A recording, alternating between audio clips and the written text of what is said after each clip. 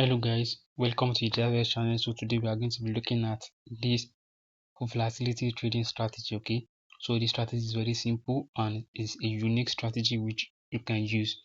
So stay tuned.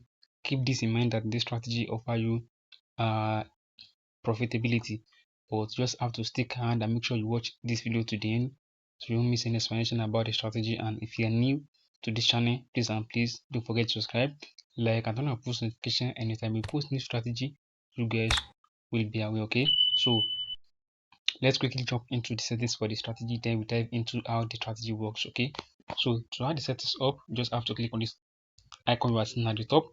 So when you get there, you are going to be added your indicator, which is the first one is the moving average. So click on this F icon right here, search for moving average and click on it. Now this is the parameters. I won't be able to talk about the parameters, so you just have to screenshot it and set this on your chart. So click on save, and the next indicator is the ADX. Okay, so we just click on this F icon right here, search for ADX, and this is the properties. Now for the ADX, you don't need the property parameters, we only need the levels.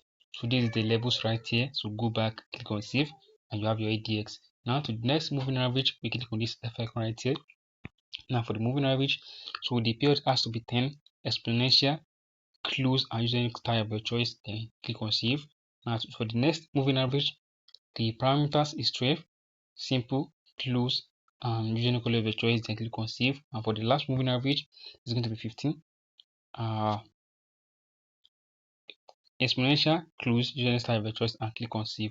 So that is settings you're going to be using for this strategy. Okay, so when I use this strategy personally, I like to use this strategy when I zoom out completely. Okay, so that is what give me a clean chart, and I'm going to see charts more better, and I won't be able to have any issue when I'm using this strategy. Okay, so how do I take a trade with this strategy? So I want you to follow me now.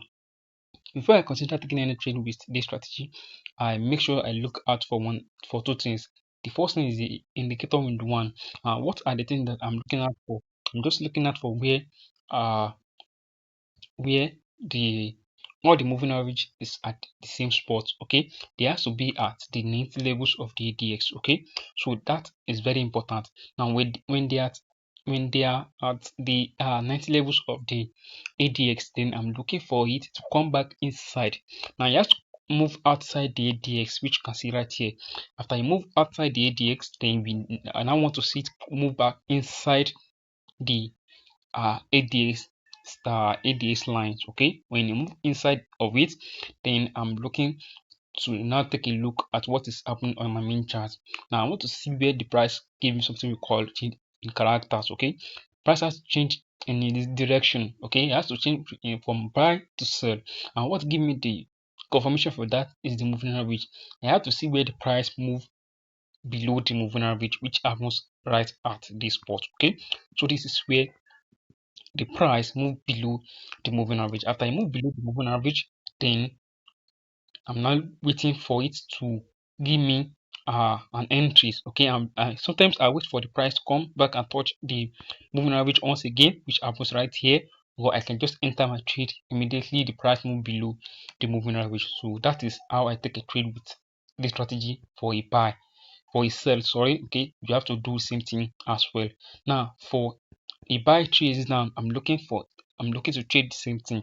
Now I'm looking for where all the moving average move below the move to 10 levels of the ADX. You have to move outside of it, and then I want it to come back inside the ADX again. Once I see that, I look into my main chart, and I want to see the price change in volume. Yeah, price has to change from selling to buys, and that is where the moving average comes in. Magma give me a price that is going for a buy, and which happens right here. Okay, so I just enter my trade when the price come back touch the moving average again, or I enter immediately when I see the price cross above the moving average. So that is how the strategy works, and that's how you use it. I hope you guys find this video helpful. If you find this video helpful, don't forget to subscribe, like, and turn on post notification. Anytime I post new strategy, you guys will be aware. Thank you guys. I will see you in the next video. Bye.